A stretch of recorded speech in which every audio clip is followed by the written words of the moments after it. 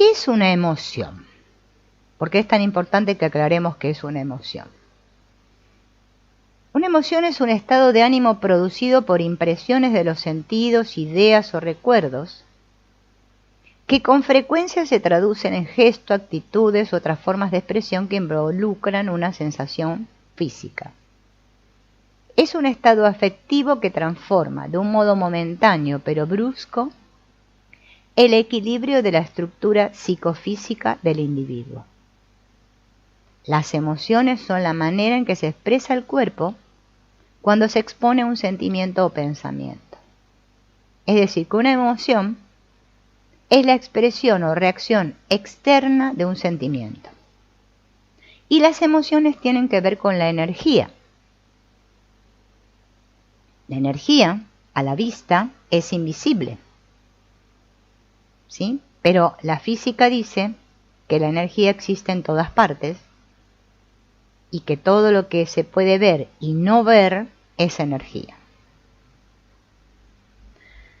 Nuestro cuerpo es producto de la más perfecta ingeniería divina, porque dentro de nuestro cuerpo hay una serie de complejos sistemas en funcionamiento continuo que trabajan en perfecta sinergia y sincronía para que podamos realizar todas las actividades de nuestra vida de manera inconsciente. No estamos pensando cómo respirar, sin embargo respiramos. No estamos conscientes de todo este proceso que se lleva a cabo dentro de nuestro cuerpo mediante todos los sistemas, ¿no? Digestivo, circulatorio. Bien. Todo sucede espontáneamente. Además de todos estos sistemas que trabajan de forma permanente y automática, existe otro que, si bien no se puede ver, es vital, que es el sistema energético de nuestro cuerpo. Todo lo que se encuentra en este universo electromagnético posee energía en algún grado de vibración. Todo. De la misma manera en que nuestros pensamientos, sentimientos y emociones son energía y vibran a determinadas frecuencias dependiendo si son positivos o negativos. Todas estas vibraciones, ¿no? Si son negativas, crean pesadez, malestar. Las positivas están basadas en el amor, en la fe, y nos dan una sensación de ligereza y de armonía. Durante toda nuestra vida nosotros hemos experimentado tanto emociones positivas como negativas, en manera alternada, ¿no? Bien. Lo importante es comprender que esta energía nunca es estática, sino que siempre está moviéndose, ¿no? Y forma ondas. El espacio entre cada pulsación se conoce como frecuencia. Cuando las frecuencias de onda de algún objeto están muy cerca entre sí, mayor vibración energética. Así tenemos pues que el cuerpo y cada uno de los elementos que lo componen tienen un nivel de vibración que emana energía en todo momento.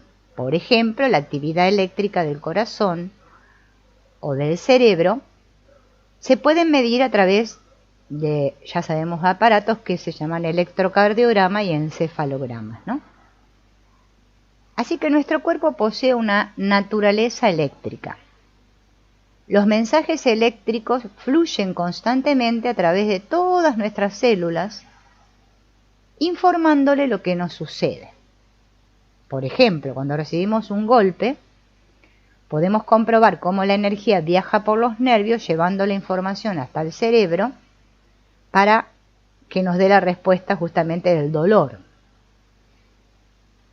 El flujo energético se lleva a cabo dentro de nuestro cuerpo y a través de un sofisticado sistema de circuitos de energía que se conocen como meridianos.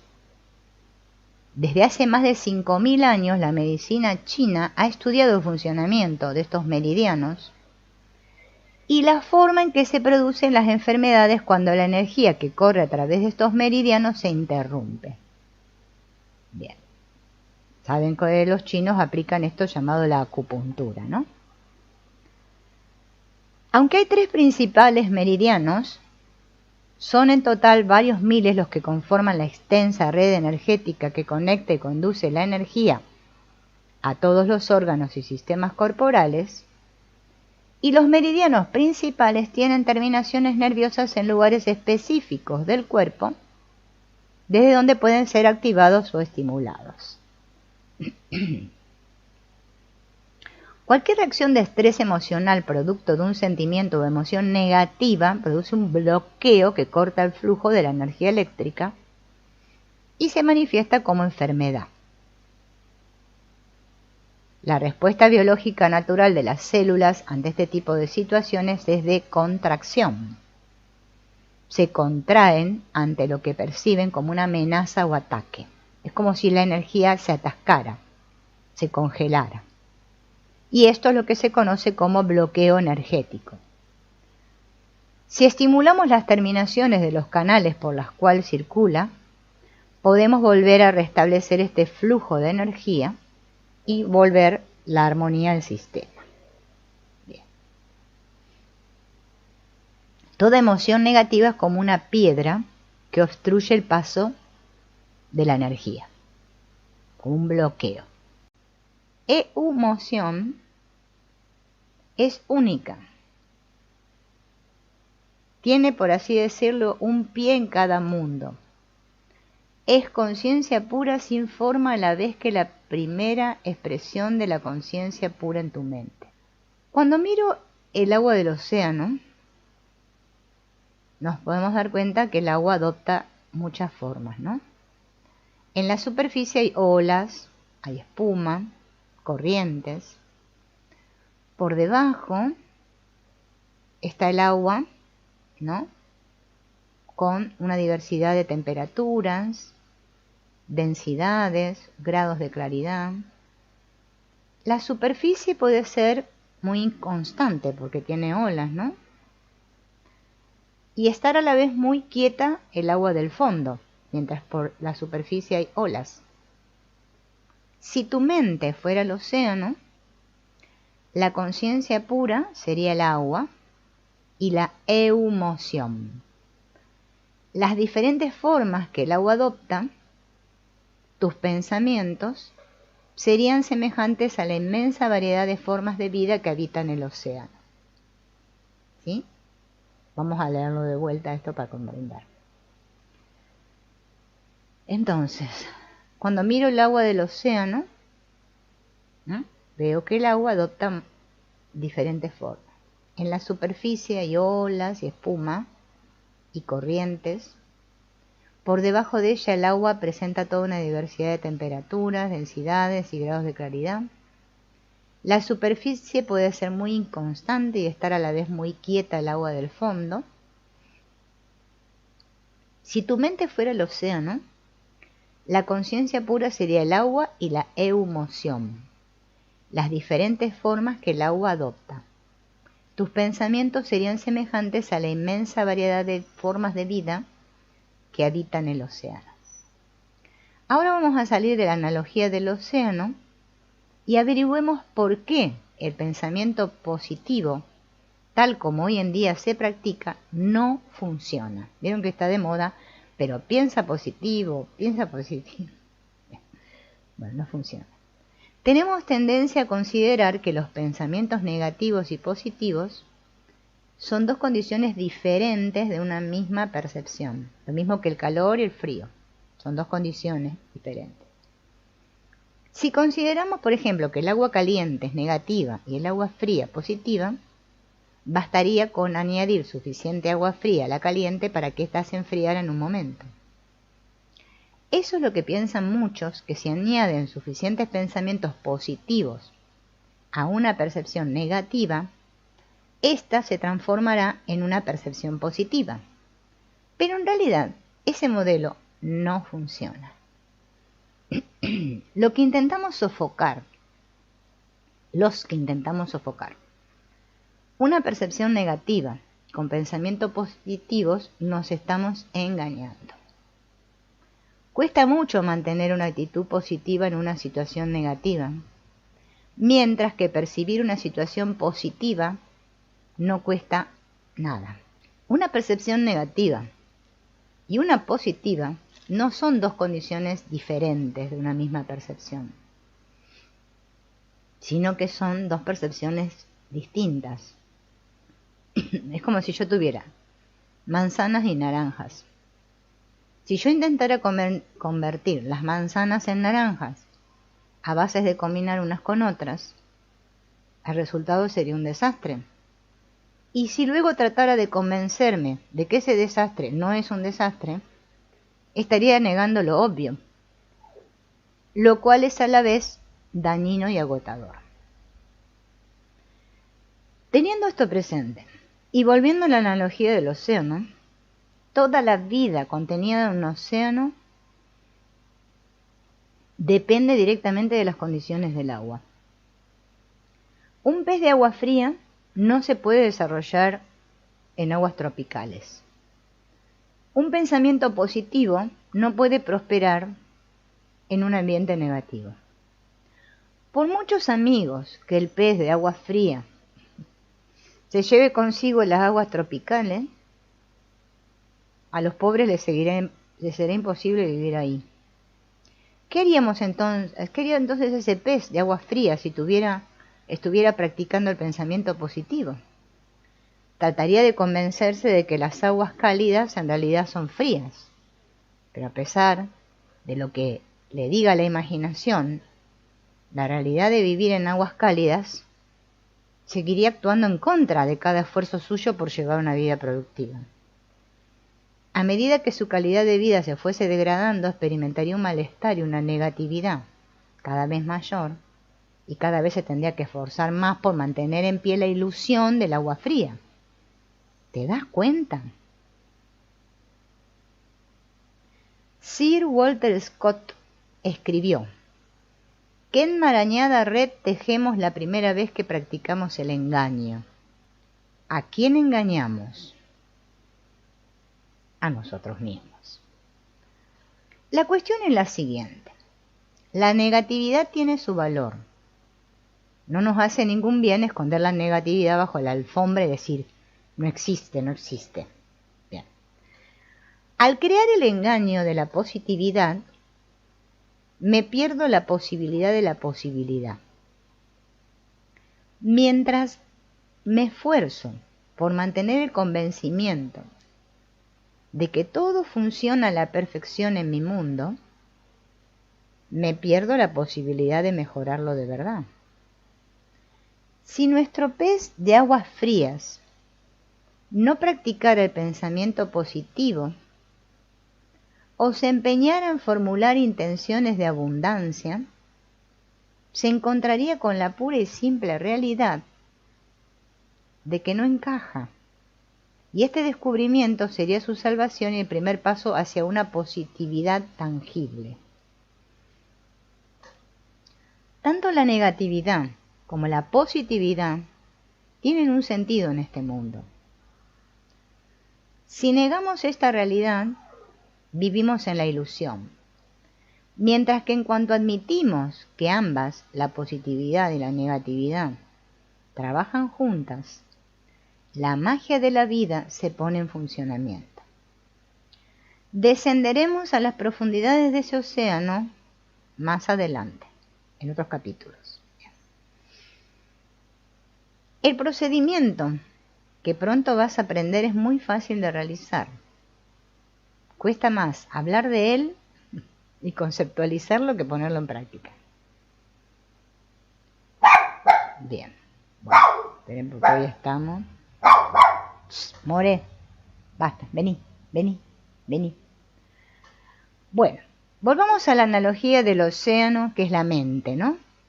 Y a la idea de que ser conscientes de esta palabra, tan difícil, vení, que estoy luchando acá. Esta palabra que les escribí en el chat, ¿no? Que es esa a mí me cuesta pronunciar. Eumoción. Bien. Para poder ser consciente de condiciones del agua, como la temperatura, la claridad, ¿no? Antes de ser consciente entonces de estas condiciones del agua, temperatura, claridad, etc., yo antes tengo que ser consciente de la presencia del agua en sí. Si yo le digo a un pez, toma conciencia del agua en la que nadas, el pez me va a decir, ¿pero qué agua? Pero si yo saco al pez del agua y lo dejo percibir el aire, cuando regrese al agua, sabrá lo que es por contraste. Todas las diversas condiciones de la mente, o sea, pensamientos, emociones, recuerdos, percepciones, dependen de la eumoción. Y para ser consciente de ella, antes tengo que ser como ese pez fuera del agua. Tengo que experimentar lo que es la conciencia pura. Una vez que yo lo haga, o sea, que experimente la conciencia pura, ¿no?, de la forma correcta, me voy a establecer en la gran quietud de la mente, como si yo descendiera hasta el fondo del océano. Hay una gran cantidad de estudios científicos que alaban los beneficios físicos, mentales, emocionales, espirituales, de este estado mental de quietud, que es semejante al que se alcanza en la meditación Zen. Bien. Bueno, hoy estamos... No sé por qué porque hay un auto acá afuera. Bueno. Yo la tengo a UPA para que por lo menos ella no ladre. Entonces, acá él empieza a hablar justamente de esto que descubrió, ¿no? Por una parte, tenemos que comprender cómo experimentar al instante esa gran quietud mental, y por otra parte, tenemos que comprender cómo permanecer en ella, aún en medio de la actividad más enérgica. Tal vez hayas escuchado que para experimentar la no mente, para despejar la mente de pensamientos, hacen falta años y años de práctica. Sin embargo, dice el autor, ¿no?, que descubrió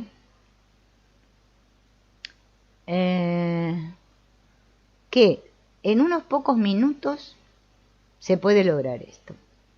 Bien. ¿Por qué? Porque tener conciencia de la eumoción es un derecho de nacimiento de todos los seres humanos.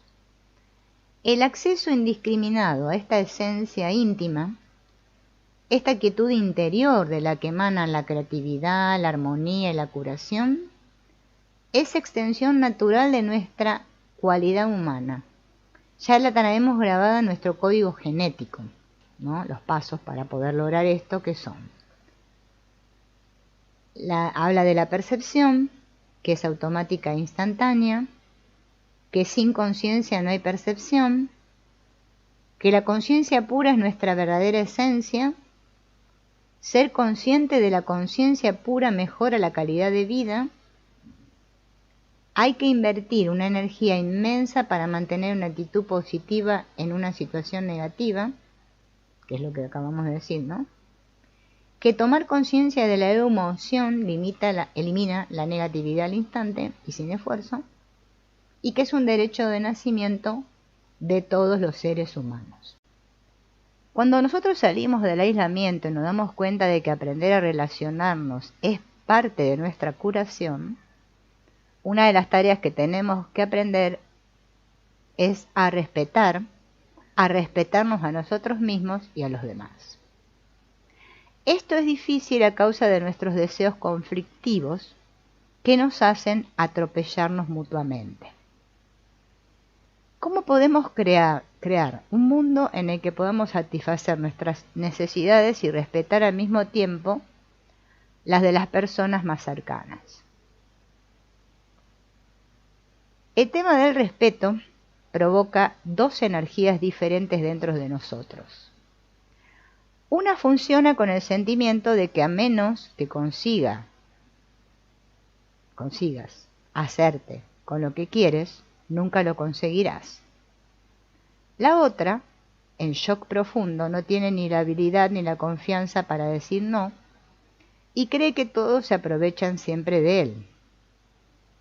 Una dice, no me reprimas, que quiero mover mi energía y quiero lo que quiero y lo quiero ahora.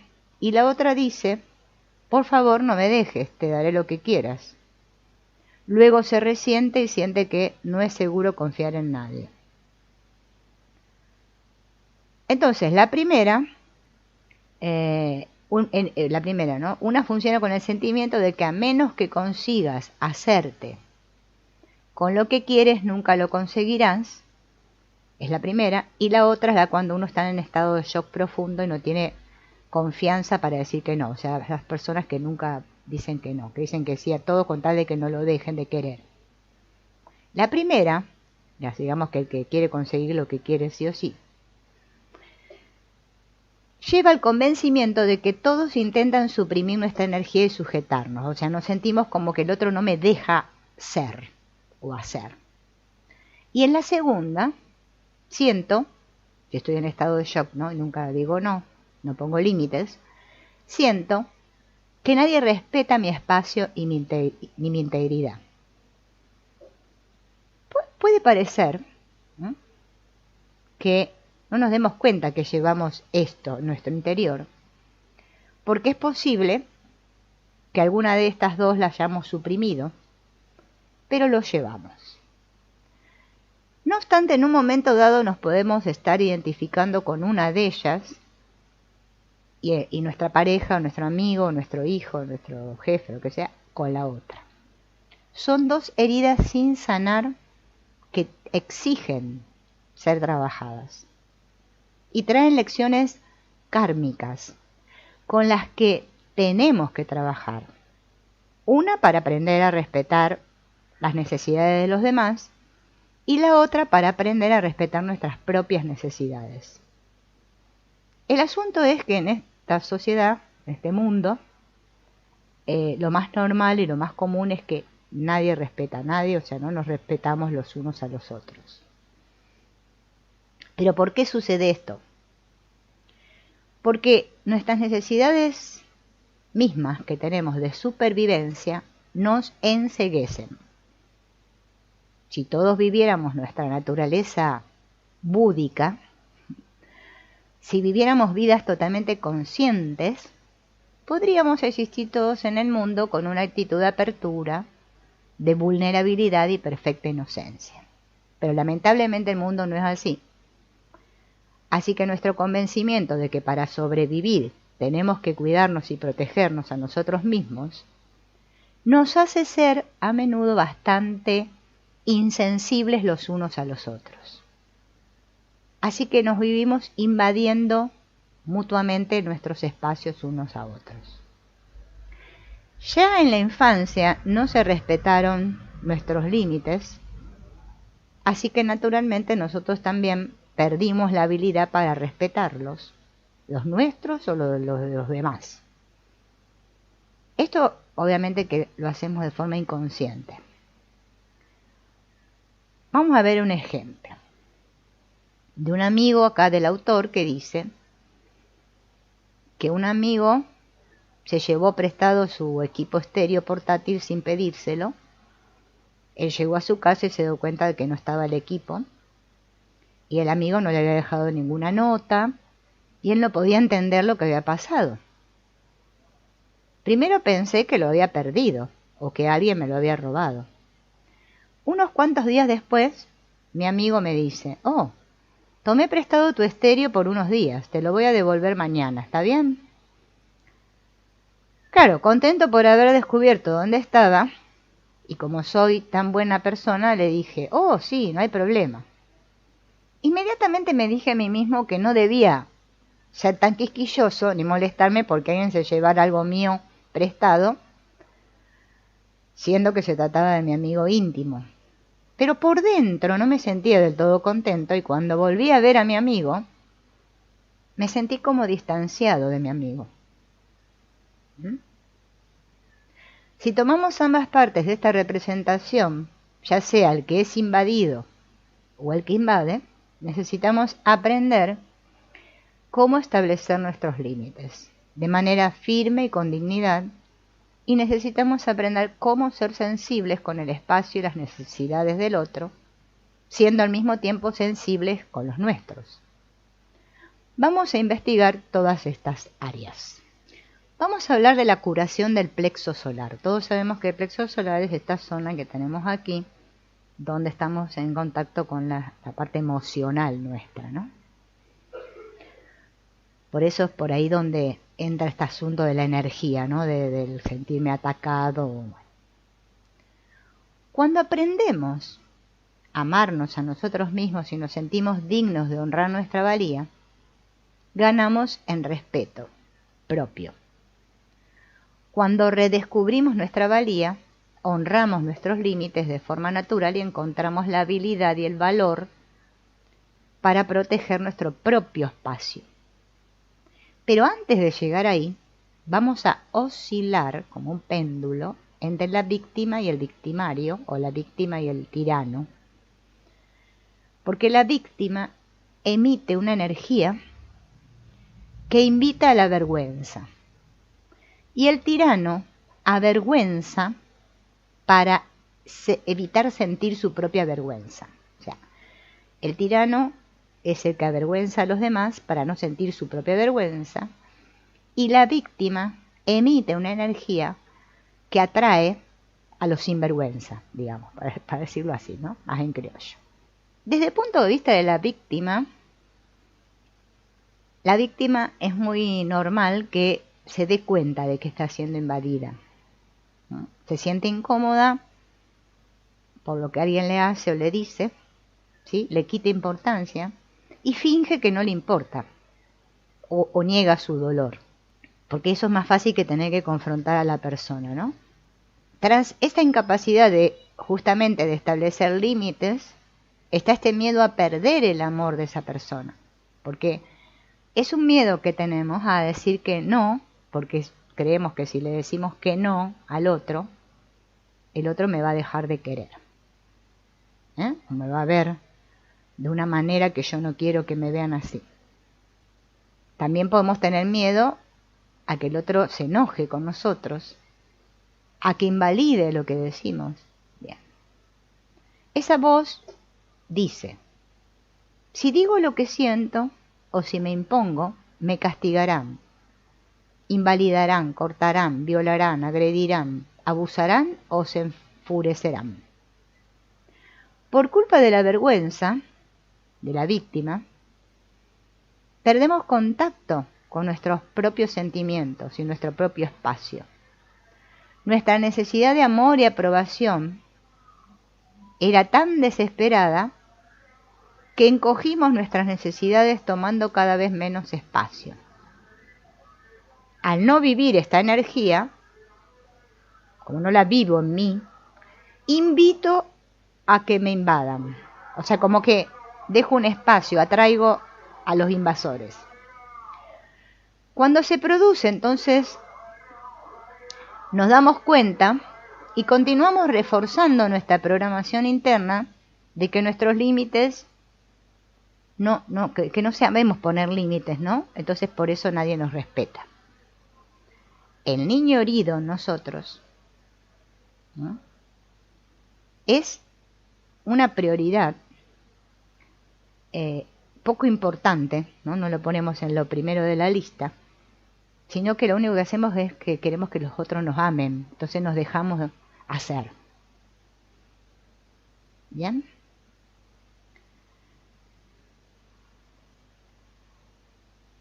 Bien, desde ese yo avergonzado, funcionamos automáticamente desde un espacio de miedo y culpa. No quiero causar ningún problema, yo no quiero molestar, qué sé yo, y seguimos permitiendo. Bien. El famoso Robert Bly mencionó la importancia de decir por dentro, ¿no? Cuando nos pasa esto. Espera un momento, cuando sucediera algo que no nos pareciera correcto, ¿no?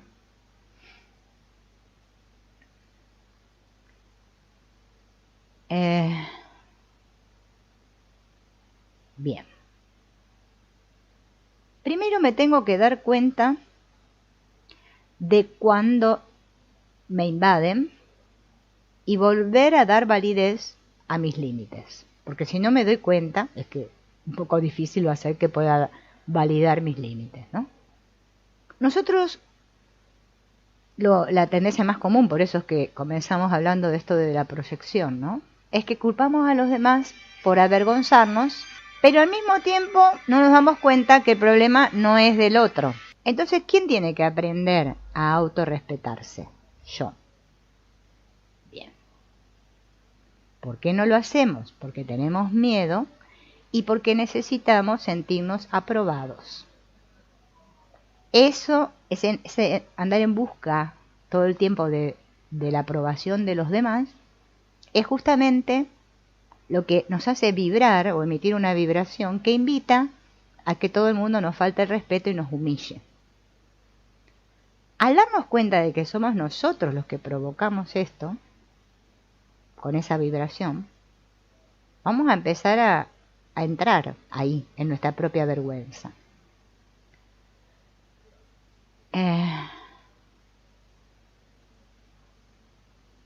Tengo que aprender a reconocer primero cómo me siento cada vez que me siento humillado o atacado. Sentirme yo.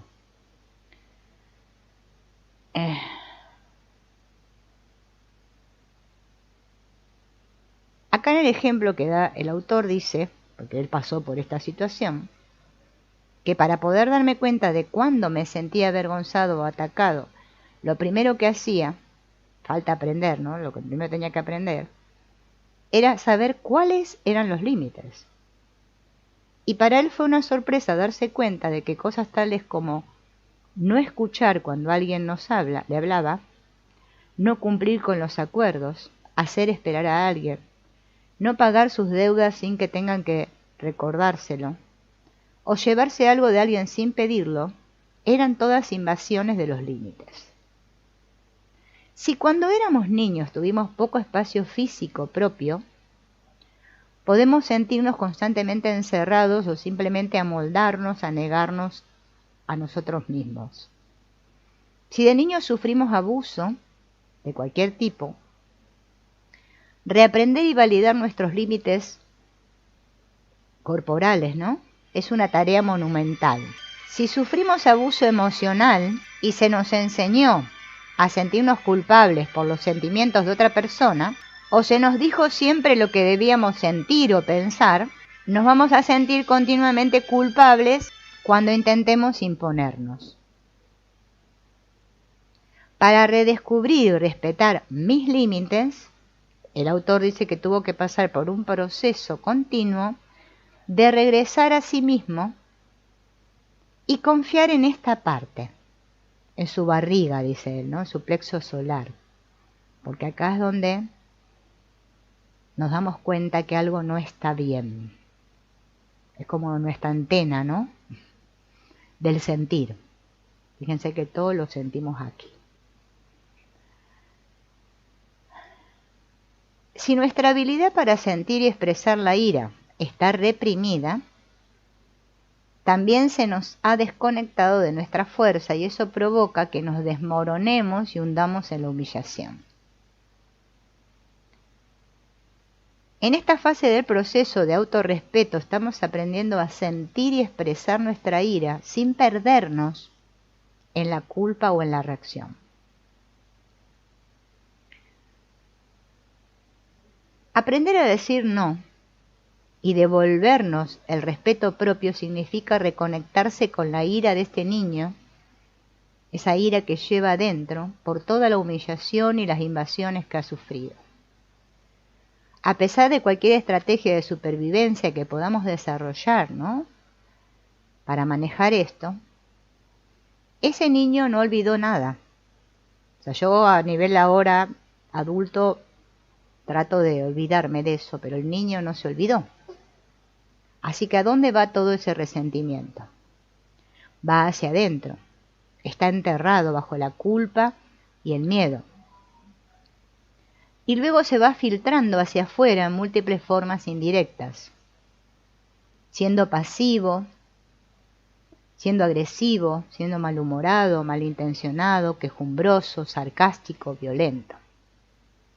Y vamos a crear situaciones que harán que se despierte la ira y luego, una vez provocada, depende de nosotros lo creativos que podamos ser al trabajar con ella. Este tipo de desencadenantes que se dan en todas nuestras relaciones, especialmente en las de pareja, ¿no?, nos están mostrando que hay algo que estamos reprimiendo. Estamos seguros de pulsarnos mutuamente los botones que reabren nuestros espacios de dolor. Podemos mantener la armonía justo hasta el momento en que el dolor de la herida empieza a salir a la superficie. Bien. Nuestras relaciones provocan nuestra ira porque necesitamos sacar toda esa energía que está reprimida y reclamarla. Pero ¿cómo podemos manejar ese fuego de la ira una vez que ha sido provocada? Para curar el plexo solar del colapso necesitamos sentir ese sentimiento natural de decir no, sin sentir culpa. Entonces tenemos que reavivar la carga. Tenemos que trabajar para volver a entrar en contacto con la ira reprimida. Tenemos que reconectar con la energía cuando en realidad se desencadena, la ira sale afuera y probablemente necesitemos pasar por un periodo en el que reaccionamos y expresamos la ira hacia la persona que la provocó. Va a suceder esto, ¿no? Si me pongo a pensar en la forma correcta de expresar mi ira, es que lo que voy a lograr es que justamente otra vez volver a reprimirla. A veces reaccionar nos ayuda a sentir. Pero claro, si somos espirituales, imagínense, no lo hacemos nunca porque decimos, no, yo que soy tan espiritual, ¿cómo voy a hablar en esos tonos? Bueno, yo les digo que en mi camino, que tenía ira reprimida mogollón, montón, he pasado por muchos momentos en que hasta me veía a mí misma y me desconocía. Pero agradezco todo eso, porque gracias a eso pude sacar mucho. Y debo tener mucho más todavía para sacar, pero bueno, ya llegarán los momentos. Pero es importante sacarla, no quedársela. Si no hacemos esto, ¿qué va a suceder? No vamos a sanar esa vergüenza, ni nos vamos a autorrespetar.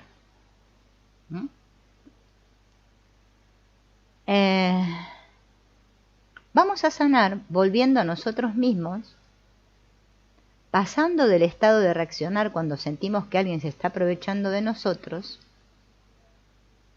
y a medida que podamos hacer este movimiento, vamos a empezar a confiar en nosotros. Ya vamos a dejar de estar tan a la defensiva. Todos los que hemos reprimido nuestra ira a causa del miedo y el colapso, a expresarla directamente se convierte en un remedio de shock. Cuando éramos niños, si expresábamos ira, nos encontrábamos con el rechazo y el castigo. Ahora podemos aprender a expresarla y ver que no solo podemos aguantar el ataque sin morir, sino que además es posible que la otra persona, después de todo, siga estando allí. La gente siente a menudo que cuando ha recuperado su capacidad para enfadarse, al mismo tiempo ha sanado su herida de vergüenza. Esto no significa que ya recuperamos todo el poder, pero estamos cerca. Y nos da fuerza para defendernos a nosotros mismos y el poder para proteger nuestra vulnerabilidad. Cuando me acepto a mí mismo, puedo cambiar.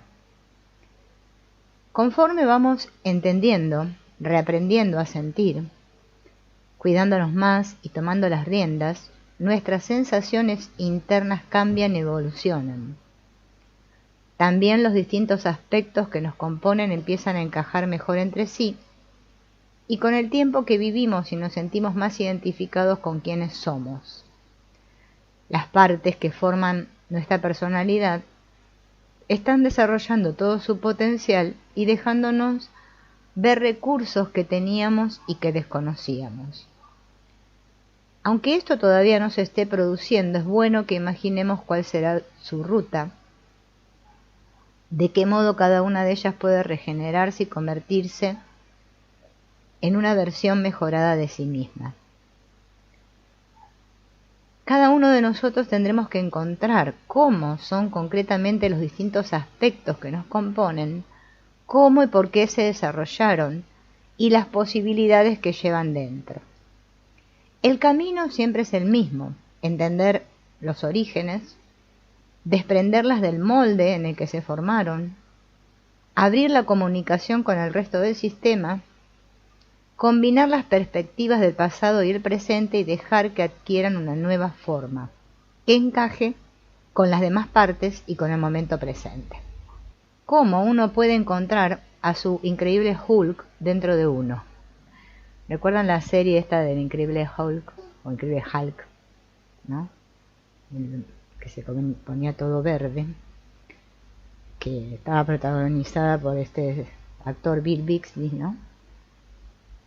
Que cuando se enojaba se le rompían los botones de la camisa y se transformaba en el Increíble Hulk, que era Lou Ferrigno, ¿no? Bien. El monstruo verde estaba lleno de rabia. La rabia de donde surge del trauma. Pervive esa rabia en el interior del protagonista y renace como un héroe capaz de encauzar esa rabia hacia fines importantes. Cuando era un niño, el protagonista ve como su padre, que lo usaba como conejito de India para sus experimentos, mata a su madre en medio de una discusión, y parece ser que ese recuerdo era lo que le había quedado encapsulado y bloqueado, ¿no? Y el niño no pudo expresar su rabia. Más adelante, cada vez que eso le venía, ese recuerdo, obviamente que estallaba, ¿no? Todos tenemos, así como el Bill Bixby, ese increíble Hulk dentro.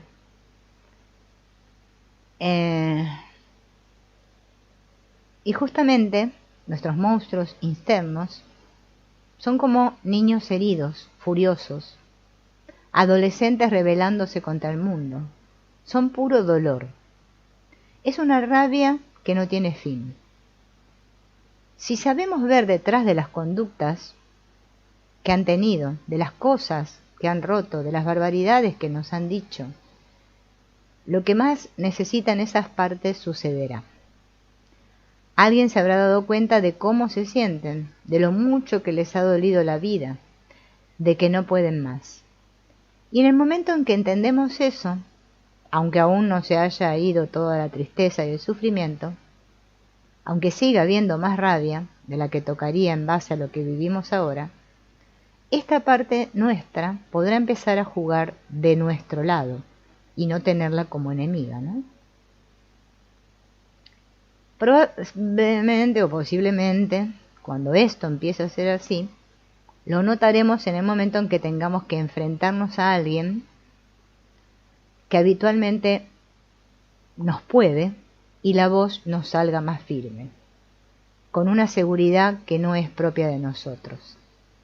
También podremos ver que nos enfadamos más, que estamos más irritables, que nos parecen mal cosas que antes pasábamos por alto, y aunque a los que nos rodean no les parezca del todo positivo, y aunque nosotros sabemos, ¿no?, que empezar a sentir eso que antes estaba adormecido es un avance, porque antes vivíamos desconectados, esta conexión con esa parte nos va a hacer sentir más fuertes, vamos a sentir más energía y no nos desplomaremos o decaeremos tan fácilmente como antes.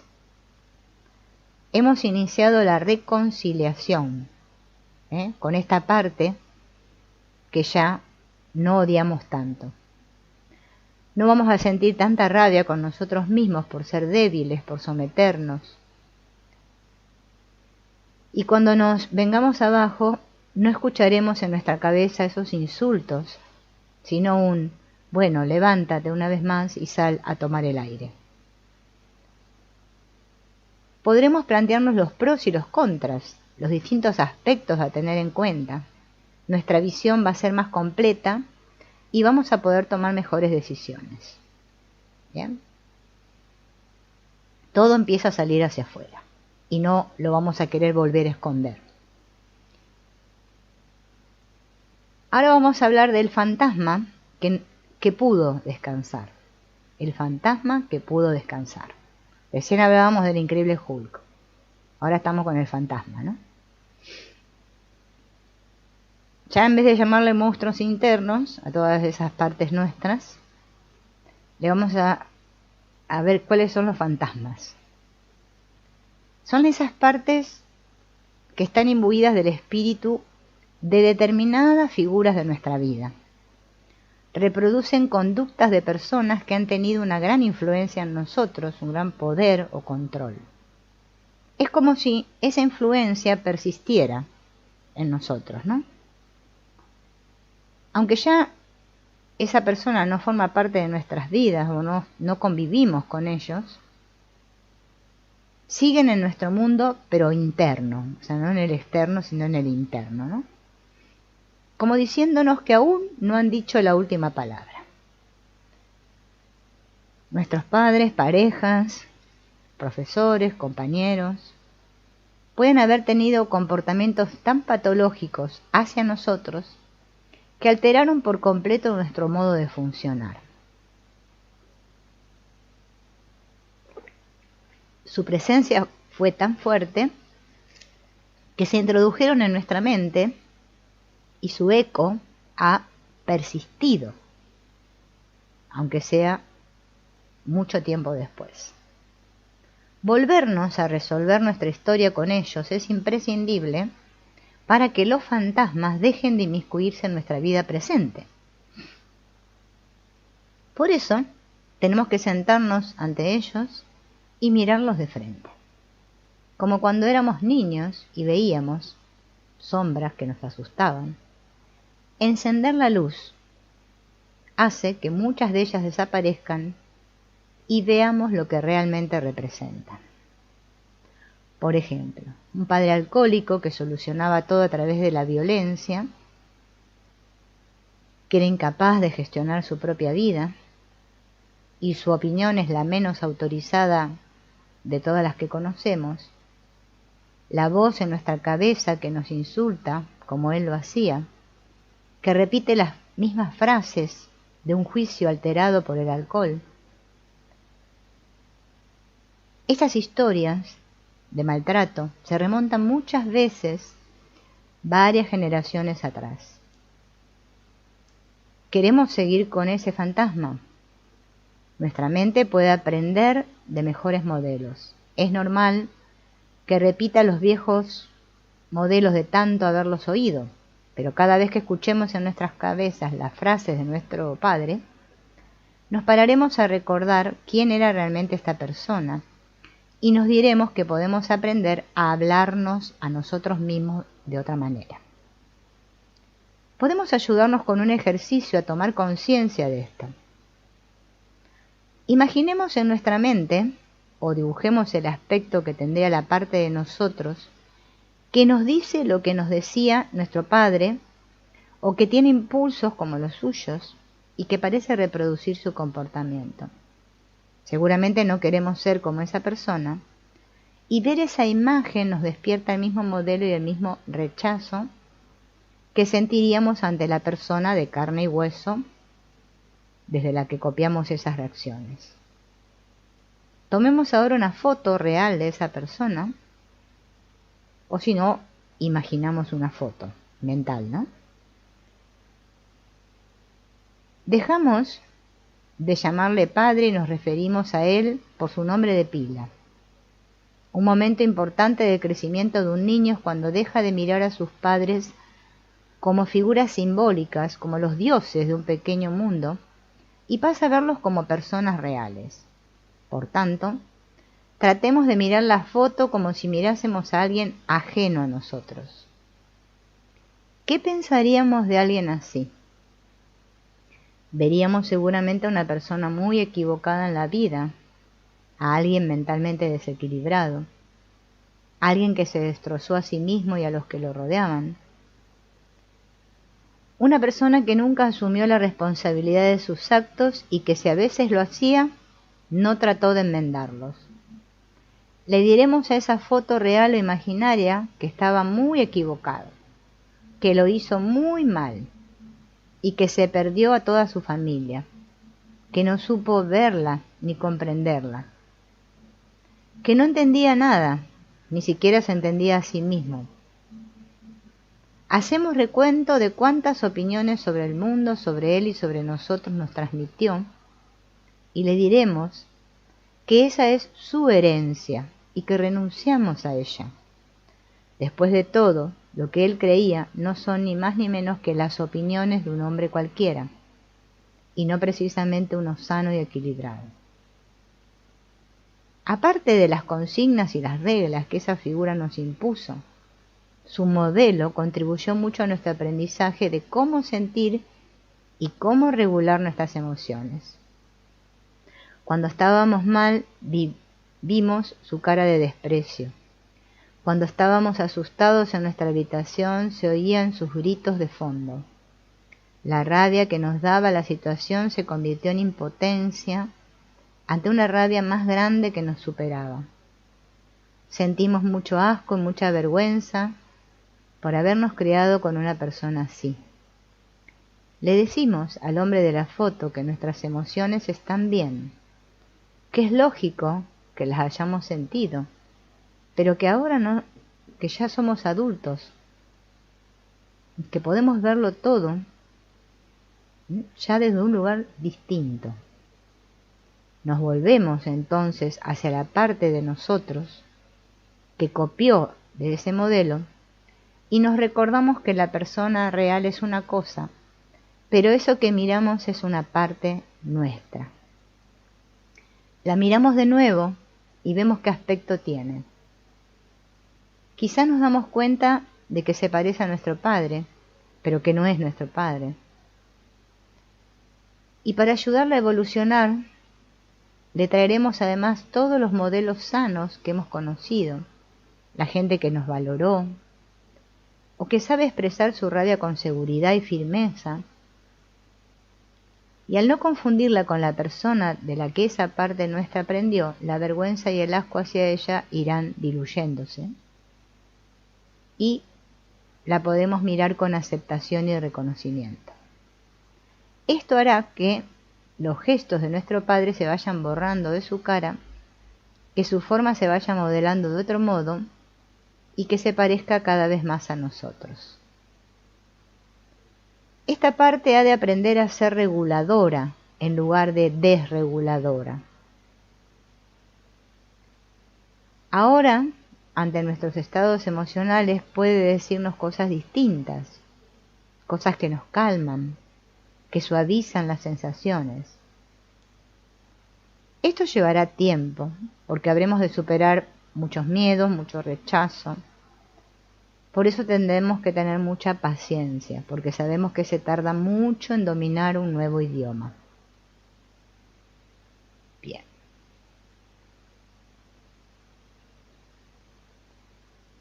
Bien, eso sería en cuanto al fantasma. Hablamos de los monstruos del fantasma. Y ahora vamos a ver esto que es una anécdota de cuando la señorita Rottenmeier fue a terapia y aprendió pedagogía moderna. En la serie de dibujitos animados Heidi, la del abuelito Dime tú, todos la conocemos, ¿no? Estaba la señorita Rottenmeier,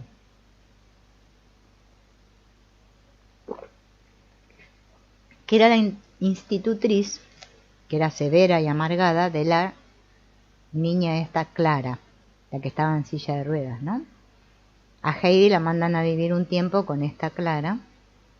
La señorita Rottenmeier era una institutriz a la antigua, ¿no? Era hija de una madre fría, un padre autoritario, y no tenía otra referencia para educar a los niños que la de sus propios padres. Heidi pasó por muchas adversidades, pero tuvo un cuidador, ¿no? Que era su abuelito, que era muy emocional y sano, emocionalmente sano. cariñoso, comprensivo. Pero Clara no tuvo esa misma suerte. Perdió a su madre, tenía un padre ausente, y toda su niñez transcurrió junto a esa señora, la institutriz. Su personalidad se había adaptado a esa institutriz y creció como una niña apocada, bloqueada. La familia, toda esta familia se va recuperando con la llegada de Heidi a la casa, ¿no? Que logra que el papá de Clara esté más presente, que la señorita Rottenmeier hablando un poco su carácter. Pero vamos a ir un poco más allá. Imaginemos que la señorita Rottenmeier tiene la oportunidad de trabajar su historia personal en terapia y que entiende que copió el estilo de sus padres porque no había otro y que se da cuenta de hasta qué punto no había vivido una verdadera infancia y se va permitiendo cambiar sus perspectivas y sus puntos de vista. Consciente de que no tiene referencias sanas sobre cómo educar a un niño, empieza a estudiar pedagogía y descubre así lo equivocada que estaba con sus métodos. Los castigos, ya sean físicos o verbales, no funcionan para mejorar una conducta, y aunque consigan un cambio a corto plazo, a la larga la persona se va bloqueando más y más, su autoestima se va minando y crecen en ella sentimientos de incapacidad. Si ante ese bloqueo se responde con más castigos, el bloqueo no hace más que aumentar. Entonces la señorita Rottenmeier descubre la importancia de este refuerzo positivo, de dar un premio, ¿no?, emocional, de prestar atención, de señalar la parte que está correcta y que cuando alguien se equivoca, felicitarlo aunque sea por el intento, ¿no? Y aunque haya fallos, centrarse en ellos y repetirlos, ¿no? Si nos centramos solo en el error, aumentamos solo la parte errónea, ¿no? Entonces, la señorita esta empieza a aplicar esta nueva pedagogía y ve cómo mejora su forma de funcionar y su estado de ánimo. Nuestra parte crítica puede haber tenido una historia similar a la institutriz de este cuento, así que todos necesitamos una parte crítica que nos ayude a reconocer cuando nos equivocamos, porque sin esa parte crítica repetiríamos siempre los mismos errores, ¿no? Y no avanzaríamos. Pero es fundamental que si nuestra parte crítica ha aprendido modelos rígidos, autoritarios, penalizadores, entienda por qué lo hace y pueda encontrar otras maneras. La vida solo puede ser comprendida mirando hacia atrás, pero debe ser vivida mirando hacia adelante. Entonces, poder mirar nuestra historia sin que nos produzca dolor y sin que condicione nuestra vida actual ni nuestro futuro es una gran meta. Nos sentiremos en el presente y no estaremos condicionados por todos esos pensamientos y sensaciones pasadas. Entonces ya no vamos a ver nuestro futuro como que es una repetición de lo que ya vivimos. Muchas corrientes terapéuticas han señalado la importancia de la aceptación en esto del bienestar emocional, pero no es posible cambiar un problema si yo no acepto que el problema existe. Y aceptar no es resignar. Cuando no aceptamos lo que nos va viniendo en la vida, es cuando nuestra capacidad para modificar las circunstancias se ve anulada. Es como que me quedo estancado, atascado. No puedo generar cambios, porque estoy resignado, que no es lo mismo que aceptar.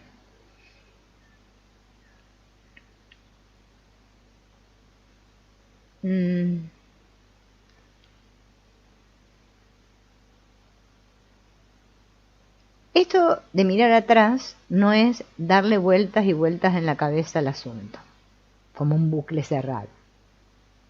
¿A por qué nos pasó, lo que me pasó? Y no, porque ahí no vamos a salir nunca. Analizar no sirve para nada. Es como torturarse internamente. Qué malo que fui, no debía haber hecho esto, porque eso no es productivo. La base del cambio es a partir de cómo hemos llegado hasta aquí, cuál es la situación y cuáles son las opciones que tenemos para modificarla. Para hacer esto de un modo eficaz y realista, tenemos que entender cómo se generó el problema, ver la situación actual y las alternativas realistas para cambiarlo, con una completa aceptación. Fue como fue. Es lo que hay. Y veamos lo que conseguiremos con lo que tenemos a mano. Bien, y ahí ya no le doy más vueltas al asunto. Desde las terapias orientadas al trauma, se ha remarcado también la importancia de integrar nuestra historia, las diferentes partes de nuestra personalidad, para que nuestra proyección de futuro deje de estar condicionada por ese trauma. Cuando consigamos hacer esto, podremos decir: esta fue mi historia, no puedo cambiarla, pero la he mirado de frente y la he asimilado. Entonces ahora estoy en el presente y me siento completo. Puedo entender y aceptar todos los aspectos de quién soy. Y desde ahí podré evolucionar y funcionar mejor en el futuro, sin que mi pasado me condicione en ningún sentido. Bien, vamos a ver estas áreas, el pasado, el presente y el futuro, para aprender a mirarlos desde otra perspectiva. Empecemos por el pasado en así fueron las cosas, ¿no? Acá la autora lo pone con esa frase.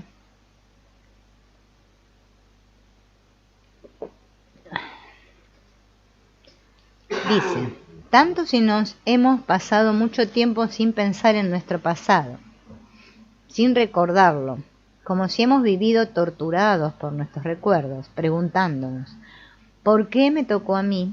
O atascados en lo injusto que es el mundo, ese pasado ha estado condicionando todas nuestras relaciones y nuestras elecciones.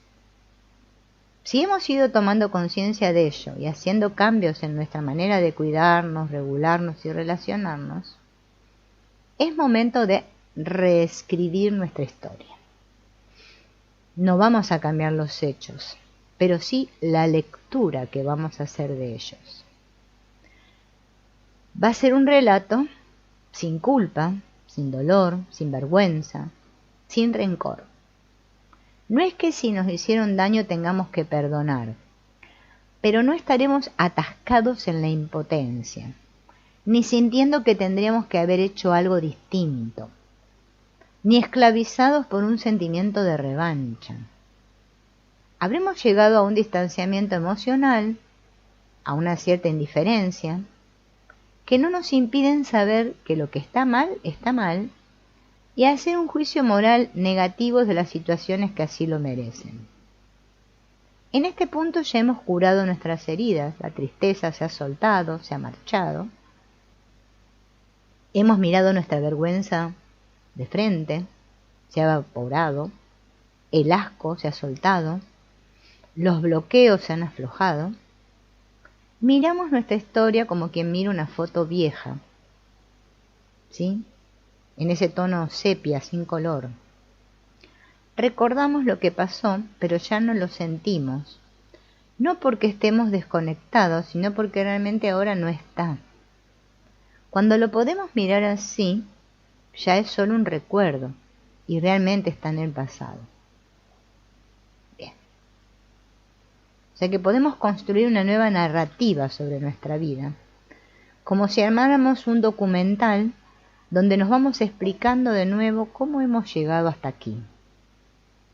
Observamos esta historia desde una distancia emocional.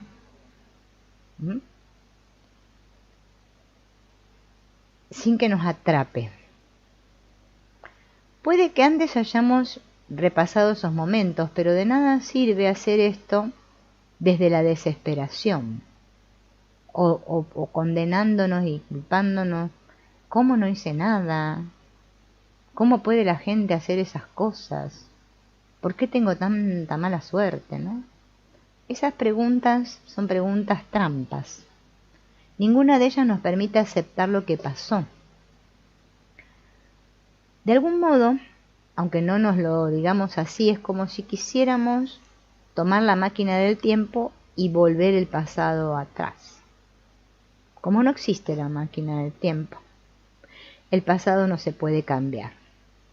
Siempre que nos decimos, si hubiera hecho esto, si no hubiera hecho aquello, es como que estamos buscando cierta solución, ¿no? A que si yo pudiera volver a ese pasado, pudiera cambiarlo, ¿no? Y esto todos sabemos que es algo imposible. ¿Qué va a pasar? Me voy a frustrar, me voy a desesperar. Solo lo tengo que asumir. Es como dice Bert Hellinger, ¿no? Asentir. Bien.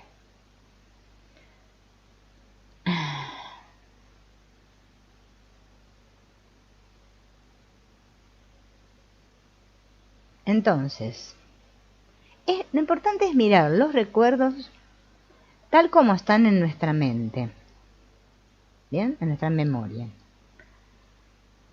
De modo que no le damos más vueltas y vueltas, y lo miramos así, como lo recordamos. Bien. Es una historia emocional, y algunos recuerdos contienen elementos simbólicos que son tan importantes como los detalles literales. Cuando miramos así, todo se va aclarando. Y vamos a ser más conscientes de cómo sucedieron las cosas realmente.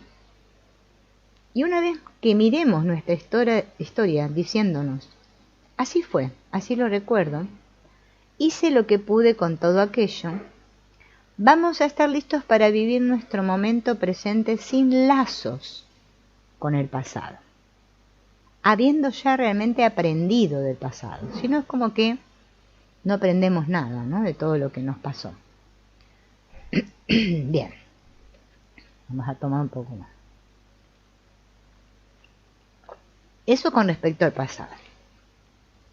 Ahora vamos con respecto al presente. Esto es lo que hay. Bien.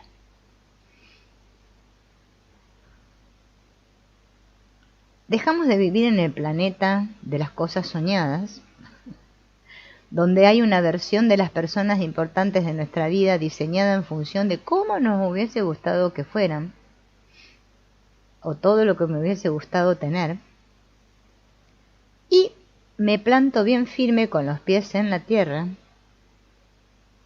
¿no? Y observo las situaciones y la gente que me rodea. Ellos no tendrán el aspecto brillante y perfecto que a mí me hubiese gustado de mi planeta soñado, pero son reales. Cuando nos hayamos reconciliado con nuestra historia, vamos a poder reconciliarnos con nuestra realidad, con lo que hay, con lo que es. El mundo real en el presente es el único mundo que existe y me tengo que aprender a mover ahí. Aunque sea un mundo arrasado por la tormenta, podemos reconstruir nuestra casa, replantar nuestras semillas. Y todo esto será posible porque habremos recuperado la capacidad de explorar, la curiosidad, el deseo de conocer. No repetiremos lo mismo de siempre, sino que, incluso ante situaciones repetidas, daremos respuestas creativas. No estaremos repitiendo, sino que estaremos reinventándonos. Pero eso sucederá siempre partiendo de esta realidad objetiva, de decir, esto es lo que hay. Y esto no es resignarse, porque claro, muchos lo toman como que es resignarse. Es difícil decir sí. Yo lo sé, ¿no? Es lo que más nos cuesta. Es como un sí, pero, ¿no? Sí, pero no es un sí firme. Solo puedo modificar algo que acepto que existe. Y así dejo de gastar energía en cosas que no tienen sentido. Bien. Vamos a ver ahora, ya se verá. Ya se verá. El tercer paso es el cambio en la perspectiva respecto al futuro. Un pasado difícil que no tenemos asimilado condiciona lo que nos queda por vivir. Por eso es tan importante decir sí a todo tal como fue, porque si no, estoy condicionado. Las creencias que se generaron atrás es muy posible que sigan activas y seguiremos sintiendo que no tenemos las riendas, ¿no? Que no tenemos opciones, que todo el mundo nos traicionará y que no vamos a poder hacer nada. Cuando reescribamos nuestra historia, vamos a recuperar nuestro potencial y vamos a dejar de pelearnos con nosotros mismos. Habremos aprendido y seguiremos aprendiendo a protegernos y a cuidarnos. Nos abriremos a las demás personas y seleccionaremos relaciones más positivas en las que apoyarnos. Con todos estos recursos nos vamos a ver más capaces de explorar lo que nos rodea y de afrontar lo que está por venir. Bien. Hay que aprender a vivir expectantes, no con expectativa. Eso no es bueno, pero expectante, con ya se verá. No sé, no tengo la menor idea, ya se verá. Hay personas que esto lo detestan, ¿no? Bueno. Sin que me dé miedo, disfrutar de la incertidumbre.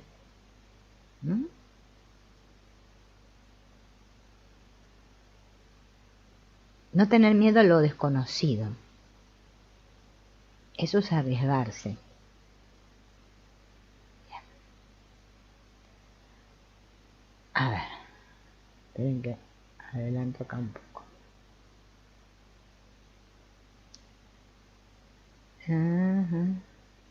Bien. Acá hay una frase de Jacob Levi Moreno, menos mal, lo puedo leer bien el nombre del autor, porque el otro era en alemán, yo alemán no sé. Este es Jacob Levi Moreno. Dice, el hombre tiene miedo de su espontaneidad. Sus antepasados de la selva temían el fuego, temieron el fuego hasta que aprendieron a encenderlo. Del mismo modo el hombre temerá vivir apelando a su espontaneidad hasta que aprenda a provocarla y a educarla. Nuestra identidad, la forma en la que vemos a los demás y las relaciones, irá cambiando conforme vamos avanzando en el proceso. No es algo estático, ¿no? Es un cambio constante.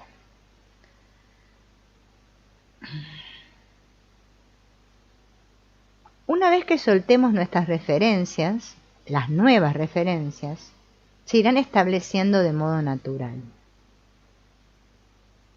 Y ahí recuperaremos la espontaneidad y la creatividad. El aprender de nuestra historia nos ayuda a entendernos de un modo más completo. Entendemos aquellos aspectos de nuestra personalidad que nos resultaban incomprensibles y que ahora han cobrado sentido a la luz de todo esto que nos ha llegado, todo esto que hemos aceptado y asimilado.